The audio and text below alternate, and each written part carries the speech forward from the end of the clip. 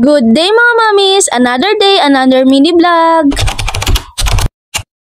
For today's video nga mga mami, itong unang clip na to is yung kahapon pa. Hindi ko nga pala natapos yung pag-vlog ko kahapon kaya dinugtong ko na lang sa video ngayon. Hapon na nga pala niyan at katatapos ko lang maligo at magsaing. Sakto naman nagchat na si Josawa na out niya na. Masusundo nga namin siya ni Dandan ngayon dahil hindi rin nakapasok si Papa sa work niya kaya magagamit namin yung motor. Labas ko na nga pala tong motor namin sa kainiko tsaka sumakay na rin ako. Sumakay na rin to si Dandan. Tingnan nyo naman kung paano siya sumakay. Halatang sanay na sanay sumakay sa motor.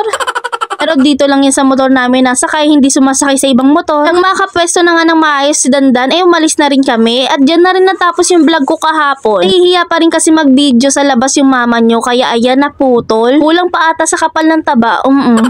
Etong part naman na to is kanina umaga lang mga mi. Late na nga na magising kami ni Dandan, kaya ayan, late na rin kami mag-aalmusal. Alang na nga pala ako na mainit na tubig at hinayaan ko muna si Dandan mag-tablet para makakilos ako ng maayos habang inaayos ko yung almusal namin. Kumuha na nga pala ako ng itlog dahil ito yung lulutuin ko mga mi. Naniniwala na talaga ako sa kasabihan na itlog ang pambansang ulam ng mga bata.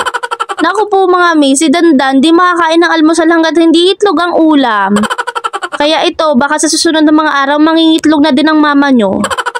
Ang nakasala nga yung kawali, sakto naman kumulo na rin yung mainit na tubig na sinalang ko. Kaya nagtimpla muna ako ng kape. Black coffee na may konting asukal nga pala yung kape ng mama nyo, mga mi, para mabawasan naman yung taba niya, charis.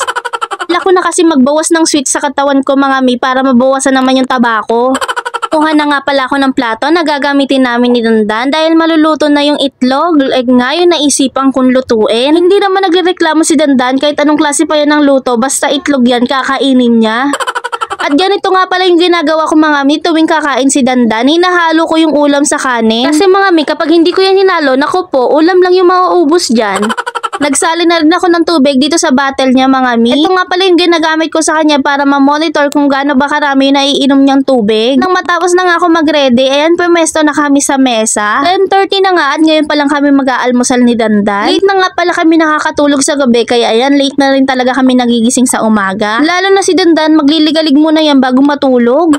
At nang matapos na nga kami kumain, niligpit ko na nga pala itong pinagkainan namin at pinunasan itong mesa. Papainumin ko na nga rin pala nitong vitamin C Dandan. Ito nga pala yung vitamins na pinapainom ko kay Dandan. Ito nga ascorbic acid plus zinc, B-Well C Kids. Ilang buwan ko na nga rin pala itong gamit mga mi at nahiyang talaga dito si Dandan. Dahil nga dito sa vitamins ito, tumakaw siyang kumain. At di na rin siya pahirapan painumin kasi nagustuhan ni Dandan yung lasa. At di na rin talaga siya naging sakitin pa. Nabako na nga siya mula sa upuan at tinayaan siya mag-tablet para makakilos ako ng maayos. Maglilinis pa kasi ako ng bahay dito mga mi. Pinunasan ko na nga pala itong pinag-upuan niya dahil ang daming mumong nahulog at pinagsaransan ko na rin itong mga upuan. Sinunod ko naman itong pagwawalis ng sahig. Grabe dito mga mi, ang dami ko pa rin nakikitang buhok. Grabe pa rin kasi maglagas yung buhok ko mga mi, kaya mayat maya talaga may makikita kang buhok sa sahig. After ko nga magwalis dyan, bumalik na ako sa lababo at inayos yung mga tira-tirang pagkain para mapakain ko kay Heart sa aso namin. Nakatali nga pala yung aso namin mga mi dahil 2 beses na itong nakahagat at sinasabi ko sa inyo, hindi biro yung nagastos namin sa mga nakahagat niya.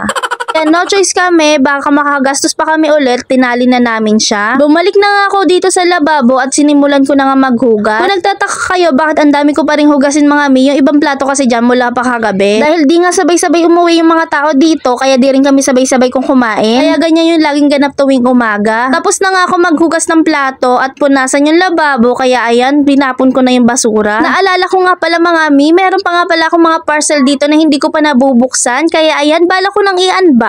Papakita ko nga sa inyo kung paano ako mag-set up ng background ko sa pag-video ng products. Sa background niya pala mga mi, gumagamit ako nitong tiles na hindi pa namin nagagamit. Dahil wala nga magandang i-background dito sa bahay namin. Naglalagay din ako ng small fake plant para hindi naman boring yung background ko. Tapos ganyan na ako mag-unboxing mga mi. So mag-unboxing na ako. Dito na matatapos yung video ko. Dahil iisa lang din yung phone na gamit ko. For more mini vlogs and budol finds, follow me. Yun lang. Salamat sa panonood.